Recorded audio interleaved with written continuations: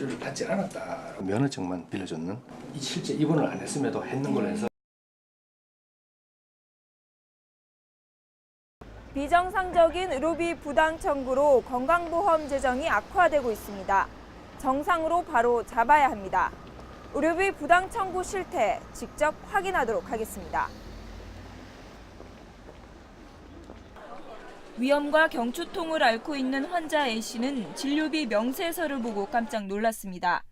받지도 않은 물리치료 비용이 버젓이 청구됐기 때문입니다. 또 다른 진료비 명세서입니다. 병명이 5개나 적혀 있고 검사와 주사 등 받은 치료 항목만 30여 개가 넘습니다. 그런데 이 환자는 실체가 없습니다.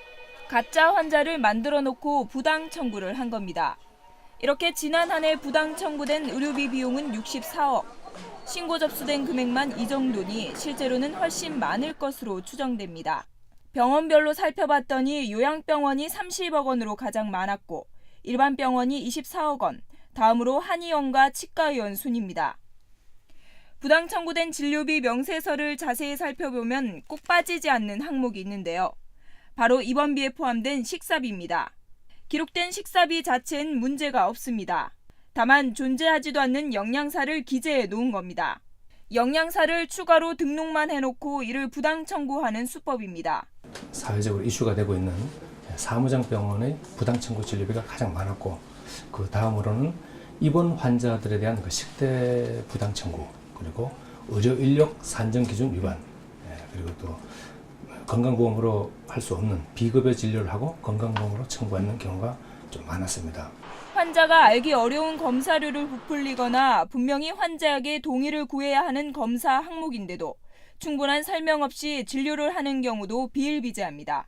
환자와 의료인 간에 자기의 진료 행위에 관련해서 그 비용이 어떻게 산정되는지 환자가 충분히 알기 어려운 조건이 우선 근본적인 원인이라고 보여지고요. 또 하나는 법적으로는 환자에게 어떤 행위가 이루어지고 그 행위의 비용 산정이 어떻게 되는지를 충분히 설명하고 고지하도록 되어 있는데 관행적으로 의료기관이 그것을 잘 지키지 않는데 원인이 있다고 보여집니다. 정부는 지난 2005년 의료비 부당 청구 근절을 위해 부당 청구 요양기관 신고 포상금 제도를 도입했는데요. 신고 부당 금액은 2006년 8건 6,500만 원에서 지난해 45건 80억 원으로 증가한 상황입니다.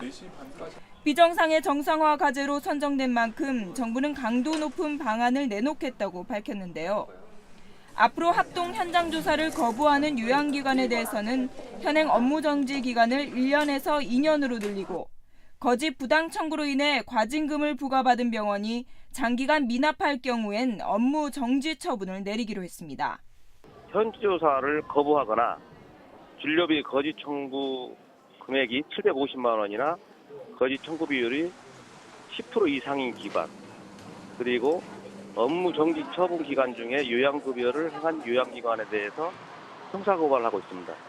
일부 몰지각한 병원들의 비정상인 진료비 청구, 이제 바로 잡아야 할 때입니다.